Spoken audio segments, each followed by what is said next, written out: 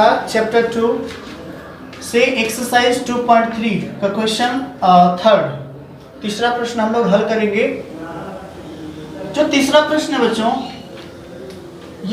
यह है कि 3x⁴ plus 6x³ minus 2x² minus 10x minus 5 के अन्य सभी शून्य ज्ञात कीजिए यदि इसके दो शून्य को √5/3 और माइनस √5/3 हैं।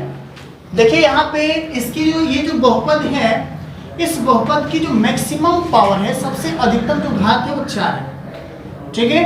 और आपको पता होगा कि किसी भी बहुपद के शून्यकों की संख्या उसके घात के ऊपर निर्भर करती है, ठीक है ना, घात के ऊपर निर्भर करती है। उस बहुपद में जो सबसे बड़ी जो घात होती है उसी के बराबर उसके शून्यक होते हैं।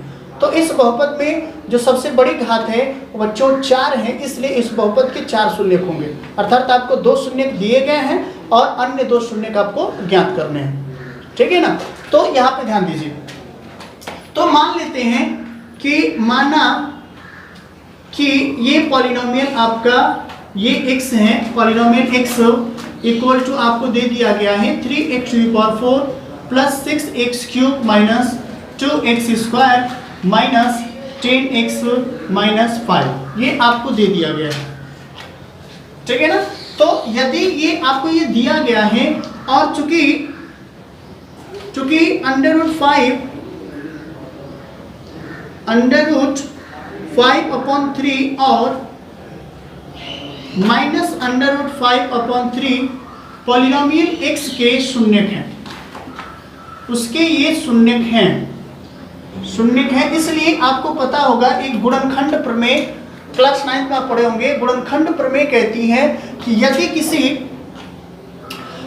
किसी x बराबर a, ठीक है, यदि अगर आपका x बराबर a, कोई ये a शून्यक है किसी पॉलिनोमियल x का, ठीक है ना, तो उसका जो x माइनस a होता है पॉलिनोमियल x का एक गुणनखंड होता है, ठीक है। यदि x बराबर a है, ठीक है ना, x बराबर यदि a है तो पॉलिनोमियल x का x माइनस a एक गुणनखंड होता है, ठीक है ना। इसको ध्यान देना। जैसे मान लेते हैं कि कोई भी आपका पॉलिनोमियल है और x इक्वल टू आपको शून्यक दे दिया गया है 4, ठीक है ना। तो यदि उस पॉलिनोमियल x में आप x माइनस 4 से, अर्थात 4 का इधर ही ट्रांसपोजिशन होगा, तो x माइनस 4 से यदि उसको आप डिवाइड करेंगे तो उसको 100% डिवाइड कर देगा, अर्थात रिमाइंडर आपका 0 आ जाएगा, ठीक है ना। तो वहीं से अगर देखा जाए तो √5/3 और माइनस √5/3 पॉलिनोमियल x का शून्यक हो जाएगा, ठीक है ना। अतः तो इसलिए x² माइनस 5/3 पॉलिनोमियल x का एक गुणनखंड होंगे, उसके ये गुणनखंड होंगे, इसको याद रखना है, होंगे, ठीक है।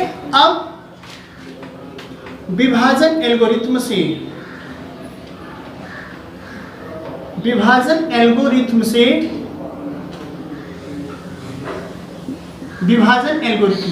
अब हम लोग क्या करेंगे कि जब इसके ये गुणनखंड है, इसका पॉलिनोमियल x का यदि ये गुणनखंड है, अभी हम आपको बताएंगे कि कैसे ये समझ गए हम लोग कि उसके ये गुणनखंड होंगे और कैसे होंगे, ठीक है, अभी बताया जाएगा, बता रहे हैं, ठीक है। तो ये जो है अगर इससे हम भाग करेंगे इसको, और जब इसके गुणनखंड है ये, तो ठीक है, तो भाग दिया जाएगा अगर, तो शेषफल 0 अवश्य आएगा, ठीक है। अगर मैं कहूँ कि जो 10 है बच्चों वो 30 का एक गुणनखंड है, तो गुणनखंड अगर है तो 30 में अगर हम 10 से भाग करेंगे तो शेषफल 0 अवश्य आएगा, ठीक है ना।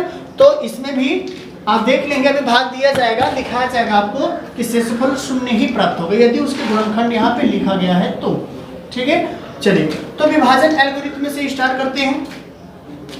x² माइनस 5/3 को भाजक मान लिया जाएगा यहाँ पे, और हम भाग देंगे 3x⁴ minus plus 6x³ minus 2x² और प्लस 10x माइनस 10x है, माइनस 10x और माइनस 5, ठीक है ना। इसको हम चलो डिवाइड करते हैं। अब देखिए कल डिवाइड करने के लिए आपको तरीका बताया गया था, फिर एक बार और रिपीट करते हैं। यहाँ पे एक्स स्क्वायर में मैंने बोला था कि इससे आपको उसमें कोई लेना देना नहीं है, हमको इसमें कोई किसी नंबर से किसी बीजीय व्यंजक से मल्टीप्लाई करके इतना लाना है, ठीक है। तो एक्स स्क्वायर में किससे गुणा करें कि 3x⁴ आ जाए, ये सोचना है हमें।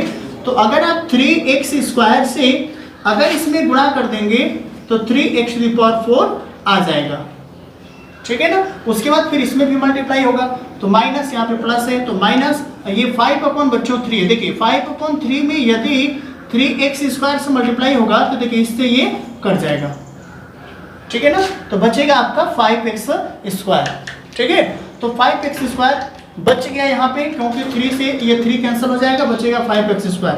तो -5x स्क्वायर, एक्स स्क्वायर वाला पद यहाँ पे बच्चों, इसलिए यहाँ पे लिखेंगे -5x स्क्वायर, ठीक है। चलिए हटाते हैं माइनस, और यहाँ पे माइनस माइनस प्लस, ये कट गया।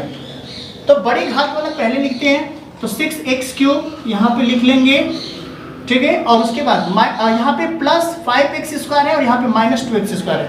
5x स्क्वायर में से 2x स्क्वायर माइनस करेंगे तो आएगा बच्चों +3x स्क्वायर, और ऊपर से उतरेगा -10x, ठीक है ना। फिर वही क्रिया x स्क्वायर में किससे गुणा करें कि 6x³ आ जाए।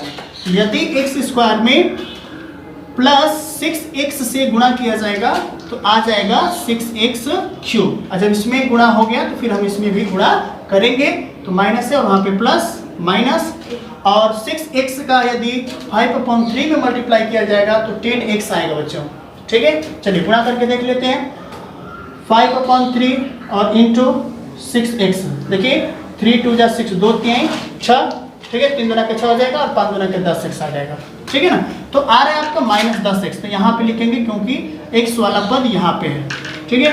तो माइनस माइनस माइनस प्लस, देखिए बच्चों ये कट गया, और +10x और -10x ये भी कट गया, बचा आपका 3x स्क्वायर, और फिर ऊपर से उतर जाएगा -5।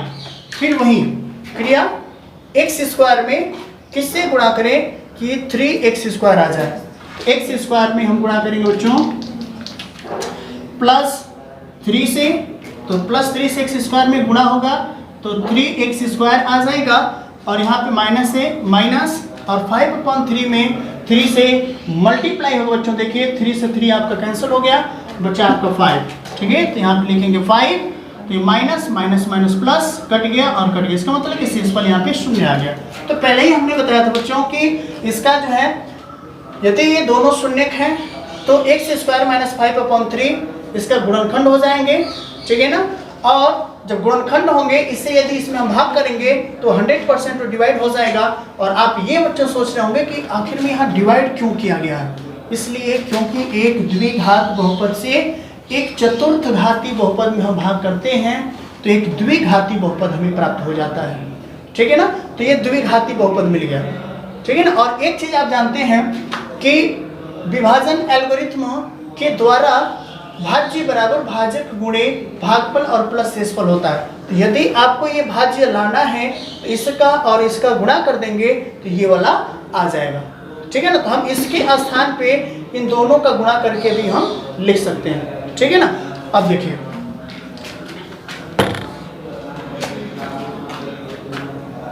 x यहाँ पे 3x⁴,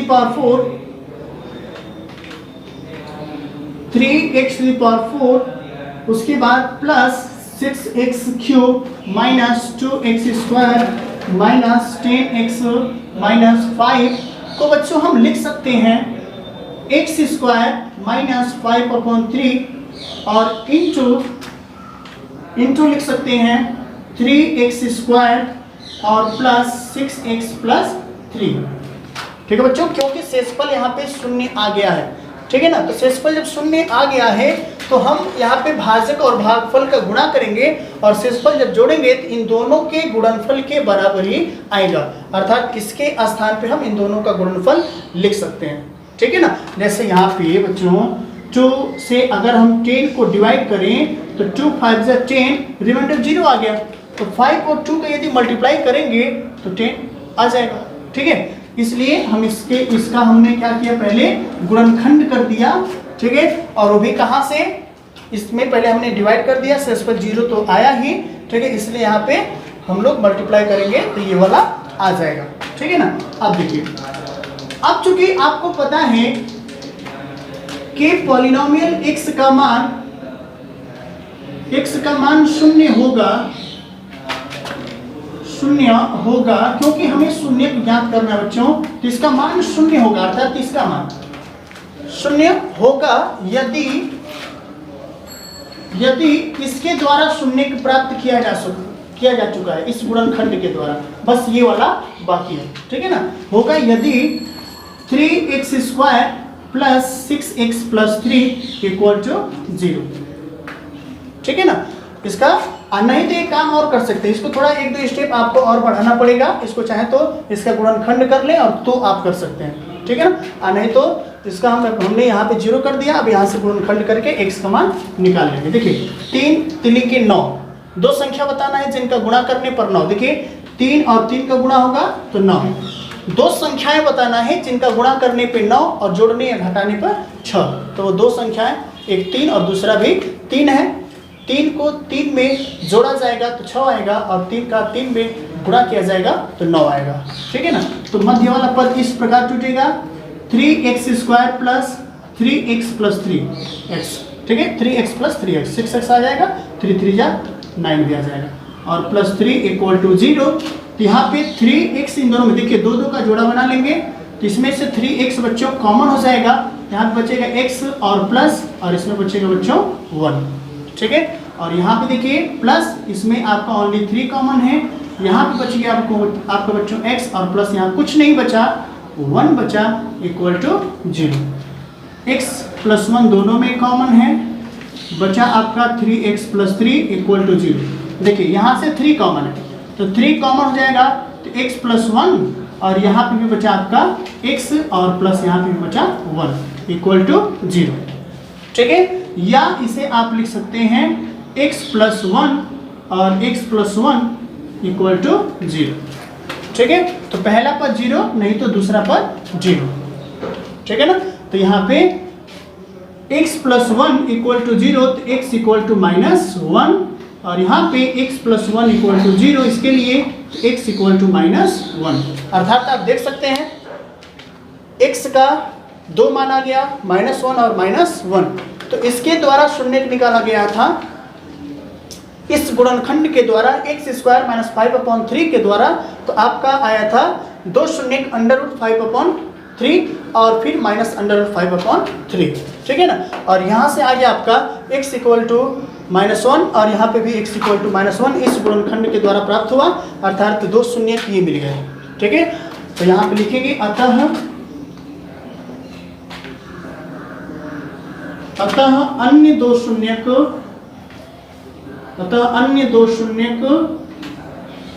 -1 और -1 हैं, यही आंसर बच्चों। हाँ, एक चीज मैंने बताया था आपसे कि अंत में बताएंगे आपको कि कैसे आपका ये उसका गुणनखंड हो गया, ठीक है। x² - 5/3 कैसे हम ये समझे डायरेक्टली कि उसका एक गुणनखंड है, ठीक है ना। तो इसे आप लोग नोट कर लें, ठीक है। और फिर अगले स्टेप में हम आपको बता रहे हैं कि उसका वो गुणनखंड कैसे हो गया।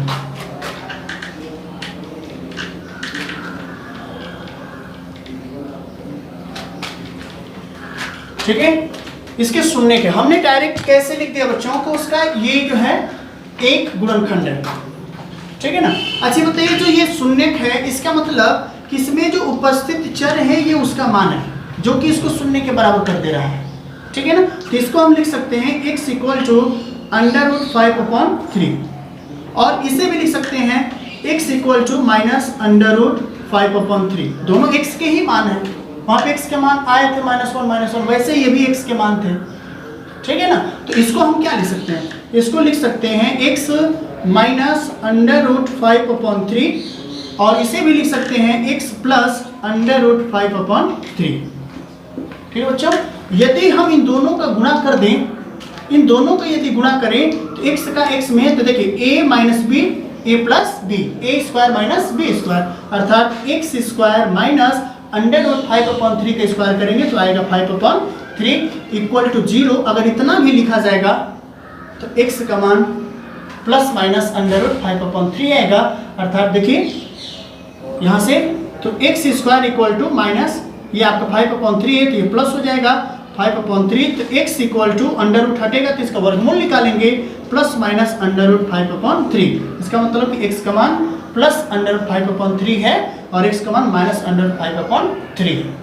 ठीक है ना, तो यहाँ से ये मान निकाला गया था। ठीक है, तो यहाँ पे आप डायरेक्ट समझ लेंगे, इतना हल करके आप नहीं ले जाएंगे, बल्कि डायरेक्ट यहाँ पे आप समझ लेंगे कि जो है इसके दो शून्य अगर ये और ये हैं, ठीक है, तो उसके गुणनखंड जो होगा x स्क्वायर माइनस 5/3 हो जाएगा। ठीक है ना, चलिए एक छोटा सा एग्जांपल और बताते हैं। जैसे मान लीजिए सपोज दैट आपको दे दिया दो शून्य को किसी भी बहुपद का, यहाँ से आपको आसान लगने लगेगा। ठीक है, धैर्य रखिए, वीडियो लंबा जा रहा है लेकिन फिर भी आपको धैर्य रखना है और समझना है। देखिए जैसे मान लेते हैं कि दो शून्य की एक अंडर रूट 2 दे दिया और दूसरा जो दे दिया माइनस अंडर रूट 2 दे दिया। ठीक है ना, तो ये जो दो शून्य हैं अर्थात x के मान है x equal to under root 2, x equal to minus under root 2, तो आखिर में उस बहुपद का गुणनखंड क्या होगा? ये हो जाएगा x square minus 2, x square minus 2। ठीक है, ये हो जाएगा। ठीक है ना, इस मान लीजिए अंडर रूट 3 और माइनस अंडर रूट 3, तो x square minus 3 under root हट जाएगा। ठीक है ना, तो यहाँ से आप डायरेक्ट मान लेंगे, पहले तो मानेंगे कि वह बहुपद ये है, उसके बाद उसका आप देख लेंगे कि ये शून्य है और उसका क्या गुणनखंड होगा, पहले गुणनखंड निकाल लेंगे।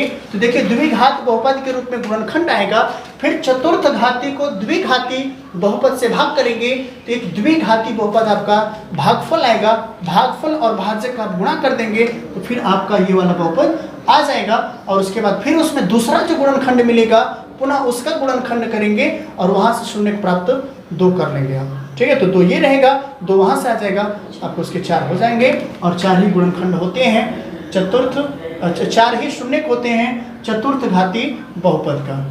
ठीक है ना।